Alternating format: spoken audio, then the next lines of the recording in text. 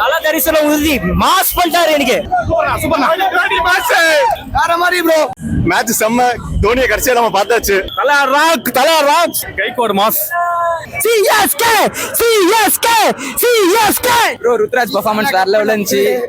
டோனி பயங்கரமா இருந்தாரு. ஸ்டம்பிங் வேற லெவலு. அது மாதிரி தலையை பார்த்ததே போதும் ப்ரோ. என்னால முடியல.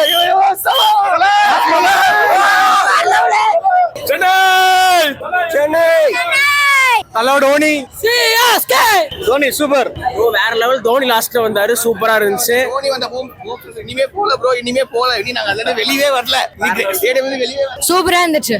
நல்லா என்ன எங்களுக்கு தெரியும் சிஎஸ்கே தான் ஜெயிக்கணும். நல்லா பண்ணது வந்து ரச்சின் ரவீந்திரா தான். Dhoni just they kept for glamour.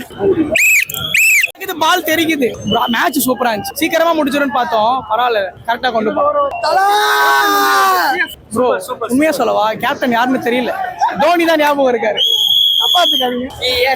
வேற லெவல் ப்ரோ. தல தரிசனம் பக்கா. It was a great match. We enjoyed. சரியான மேட்ச் தல. சூப்பரான மேட்ச். ஸ்பின்னர்ஸ் சூப்பரா போட்டுருக்காங்க.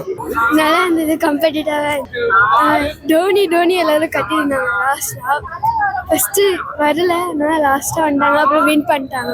தல தரிசனம் கிடைச்சிச்சு. மெயினா எம்ஐ தோத்தது ஆக்சுவலி அவங்க ப்ராக்டிஸ் பத்தலனால தோத்து, இல்ல ஹோம் கிரவுண்ட்ல ஆடி பழகாதனால தோத்து. மும்பை ஓப்பனிங் வந்து ஆக்சுவலா நிறைய ஃபால் ஆஃப் விக்கெட்ஸ். ஃபர்ஸ்ட் 2 ஓவர்ல நல்ல பவுலிங் சிஎஸ்கே.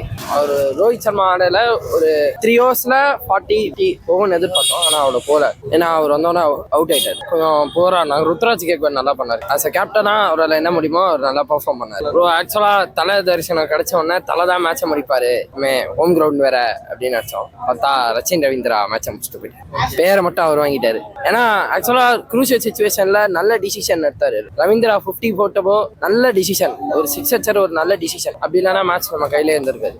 அவர் அந்த 6 அடிக்காம இருந்தா மேட்ச் கண்டிப்பா சொல்றேன் குரூஷியல் டைம் மும்பைக்கு தான் ஃபேவரா இருந்திருக்கு. ஆக்சுவலா ஹோம் கிரவுண்ட்ல கம்மி. இன்னும் எதிர்பார்த்தோம் 200 மேல எதிர்பார்த்தோம்.